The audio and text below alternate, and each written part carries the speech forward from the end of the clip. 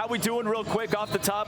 As Drew Carter just told you in Celtics Post-Up, Kristaps Porzingis has been ruled out for this game, so he will not be playing in Game 3. How are we feeling about Game 3? It's all, at this point, for us to win this game, Al Horford has to be great. You know, not just one of those where he's just average. If he has to knock down three to stretch the floor, Al Horford has to be great at the defensive end because Luka can engage the big and dump off. These are hard plays for Al to make consistently, but I believe that he can do it.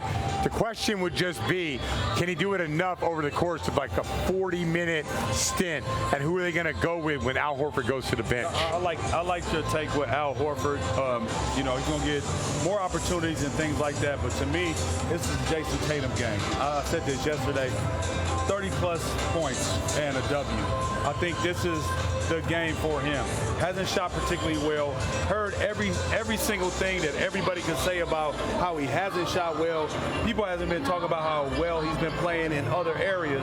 But I think tonight he plays well on the offensive end. He shoots well. He gets everybody involved. This is going to be the Jason Tatum game. And he plays better and more aggressive when Porzingis is out.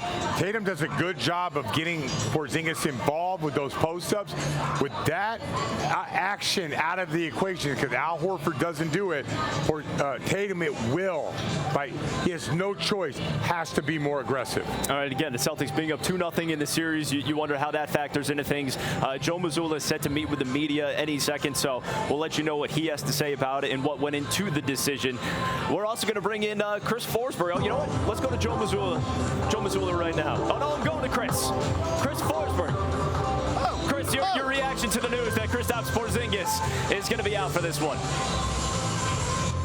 Well, Giles, obviously, you know, I was surprised yesterday because it felt like the gravity of the press release sort of felt like, ooh, this is serious, and Joe Mazzulla admitted as much.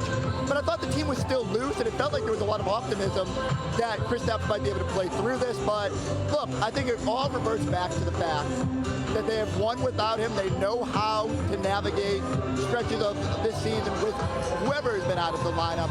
So I do feel pretty confident that they can lean back on that sort of institutional knowledge of how they play. But certainly against this Dallas team is where it is going to be daunting because you got Luka and Kyrie, and they're going to try and take advantage of that back line, whoever is out there when it happens. So I'm eager to see how the Celtics respond to this. I will say, I'll spin it positively like this. It's going to force the focus level to go up a little bit, right? Like if you were worried at all, being up 2-0, they might downshift it all. They understand there's still work to be done here. You hear Mike Zarin say this morning, he tweeted, the team was still locked in, laser focused at shoot around.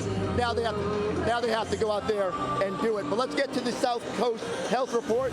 It is presented by South Coast Health, providing the exceptional care you need, then, now, always. South Coast Health, more than medicine. And there's the numbers. Celtics are 30-5 without Kristaps Porzingis this season, including 9-1 in the playoffs. They beat the Mavericks 119-110 on January 22nd without Porzingis out there. So, Giles, for me, it comes down to, like, what will the tweaks be? Do they go with Luke Cornett early and see if they can navigate that? You go small with Tatum at the center position. You got to be able to rebound.